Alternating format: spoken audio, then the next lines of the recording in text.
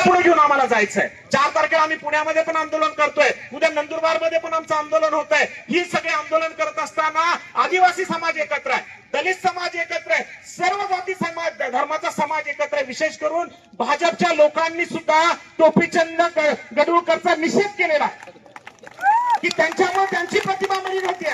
मी या ठिकाणी गोपीचंद पडळकर यांना सांगू इच्छितो की ज्या मुख्यमंत्र्यांच्या आधिपत्याखाली तुम्ही काम करताय ना, त्यांची आमची ताई म्हणजे त्यांची मुलगी ही सुद्धा आमच्या ख्रिश्चन शाळेत शिकली रे बाबा। तुला माहित नसेल ना तर तू समजून घे, मुंबईला आताच ती 10वी पास झाली, त्या लेकरांनी एवढं मोठं यश त्या ठिकाणी संपादन केलंय, तिचं आम्ही अभिनंदन करतोय। आणि ज्या ऋतुजा ताईचं तू राजकारण करतोय, आम्हाला खूप मोठ्या संवेदना आहे।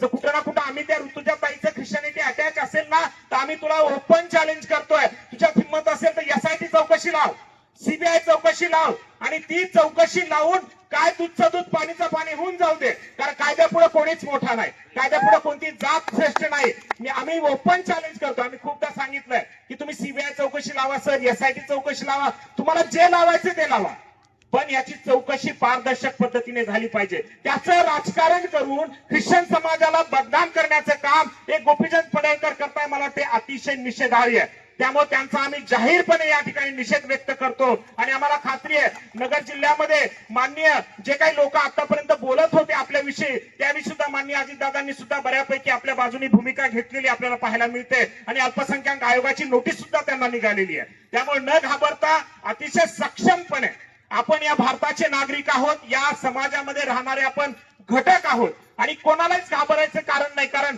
प्रत्येक गोष्ट ख्रिश्चन समाज अधिकृत करतो, त्यामुळे त्यांना काही सापडत नाही। आतापर्यंत कितीतरी धर्मांतराचे आरोप झाले, तुमच्या माहितीस्तव सांगतो, धर्मांतरण करण्याचा अधिकार, एखाद्याचा धर्म बदलण्याचा अधिकार फक्त शासनाला आहे, फक्त शासनाला आहे। गॅजेटमध्ये धर्म परिवर्तन केल्याशिवाय कोणाचंही धर्म परिवर्तन होत नाही, प्रार्थना केल्याने कोणाचंही धर्म परिवर्तन होत नाही, ते गॅजेटमध्येच करावं लागतं, सरकारला सूचना द्यावी लागते, मग कलेक्टर मान्य कलेक्टरांच्या मार्फत आपली जात, नाव, जन्म आणि त्याचबरोबर तुमच्या प्रत्येक गोष्टीत त्या ठिकाणी बदल होतो। त्यामुळे नेहमी लक्षामध्ये ठेवा, न घाबरता आपल्याला त्या परमेश्वराचं नाव उंच करायचंय, त्या परमेश्वराला स्मरून आपल्याला सगळ्या गोष्टी करायच्या। आणि मला खात्री येणाऱ्या दिवसामध्ये माननीय आता पावसाळी अधिवेशन पण चालू आहे, माननीय मुख्यमंत्री साहेबांनी जे आम्हाला आपलं समजतात, ज्या पक्षाची लोक कोणत्याही पक्षाची असो, त्यांनी कृपा करून आमचा आवाज त्या पावसाळी अधिवेशनामध्ये उठवावा आणि एक प्रकारे गोपीचंद पडळकर यांना आमदारकीपासून थोड्या दिवसासाठी का होईना निलंबित करा, काढून टाका, काय करता येतं ते करा, पण अद्दल घडवा।